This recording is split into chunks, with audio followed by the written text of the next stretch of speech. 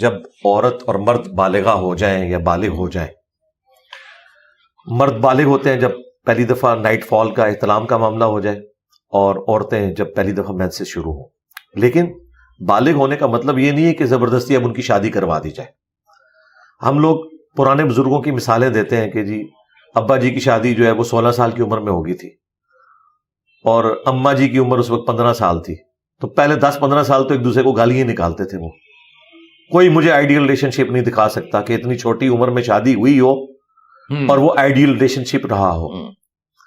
ٹھیک ہے، ماں باپ کی لڑائیاں بچپن سے ایسے لوگوں نے دیکھی ہیں کیونکہ وہ میچورٹی کی عمر نہیں ہے نا. پھر کوئی دینی تعلیم بھی نہیں ہوتی تھی اور اس قدر ایک گھٹن کا ماحول ہوتا تھا. وہ ماں باپ تو آج کے دور میں ایگزسٹ بھی نہیں کر سکتے جو آج کل لوگ تعلیم یافتہ ہیں. لہٰذا یہ کوئی ضروری نہیں ہے کہ آپ نے چھوٹی عمر میں ضرور شادی کرنی ہے. بالکل ٹھیک. میں تو اس چیز کے حق میں نہیں ہوں کہ چھوٹی عمر میں شادی کر دی جائے. آج کل ہماری بیسک نیڈز صرف 2 وقت کی روٹی نہیں ہے، اچھا لیونگ سٹینڈرڈ بھی ہے. بیسک نیڈز اس وقت اتنی مہنگی ہو چکی ہیں، خواہ وہ بجلی کا بل ہو، گیس کا بل ہو، مکان کا کرایہ ہو.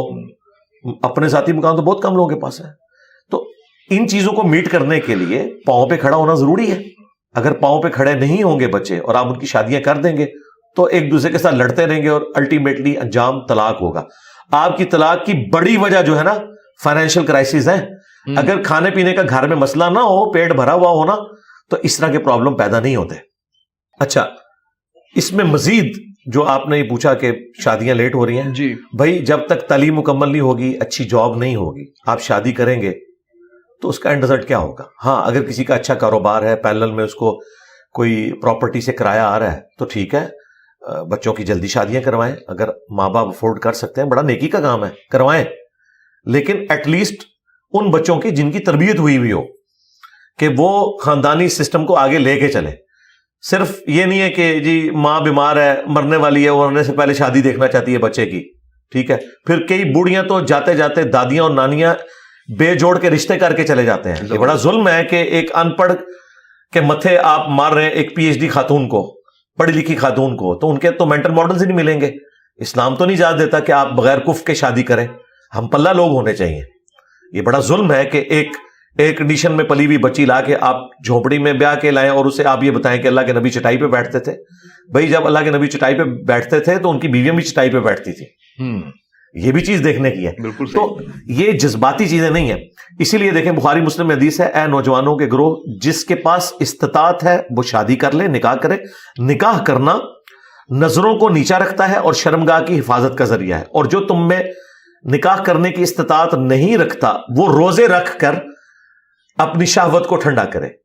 اس میں امپلائیڈ ہے کہ یہاں پہ جو استطاعت ہے اس سے مراد اس کا مرد یا عورت ہونا نہیں ہے، فائنینشیل ہے. ہاں، ورنہ تو یہ نہ کہا جاتا کہ وہ روزے رکھ کے شہوت کو ٹھنڈا کرے. تو یہ کہنا، یہ اکثر ایک جھوٹی آپ نے روایت سنی ہوگی کہ غریب تھا، نبی علیہ السلام نے کہا شادی کر، وہ اور غریب ہو گیا. پھر کہا دوسری شادی کر، اور غریب ہو گیا. تیسری، جب چوتھی کی تو امیر ہو گیا.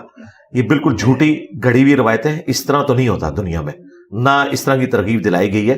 نبی علیہ السلام کے اگر آپ دیکھیں، آپ کی بیٹیوں کے حق میں آج کی اگر آپ کیلکولیشن کریں 15 سے 20 لاکھ روپے بنتا ہے سونے کے اعتبار سے.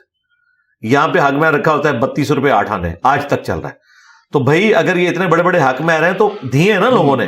اس طرح تو نہیں ہوا کہ نہیں دیے. ہاں، اگر عورت خود چھوڑنا چاہتی ہے، کم رکھنا چاہتی ہے، اس کی اپنی مرضی ہے. عرب میں آج بھی لوگ کہتے ہیں عربی شادیاں بہت کرتے ہیں. سرکار، دنیا میں مشکل ترین جو شادی ہے نا وہ عربیوں کی ہے.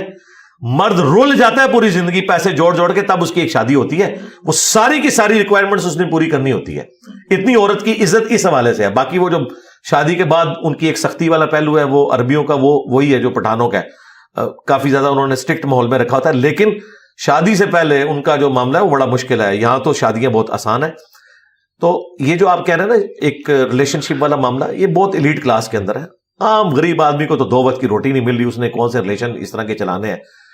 جو لوگ دیندار ہیں وہ اپنی پاک بازی کی پوری کوشش کرتے ہیں، حفاظت کرتے ہیں.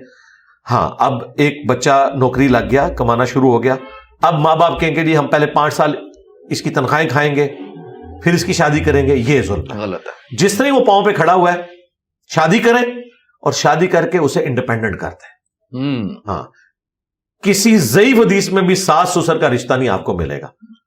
صحیح حدیث تو چھوڑ دیں, اس زمانے میں یہ ہوتا ہی نہیں تھا.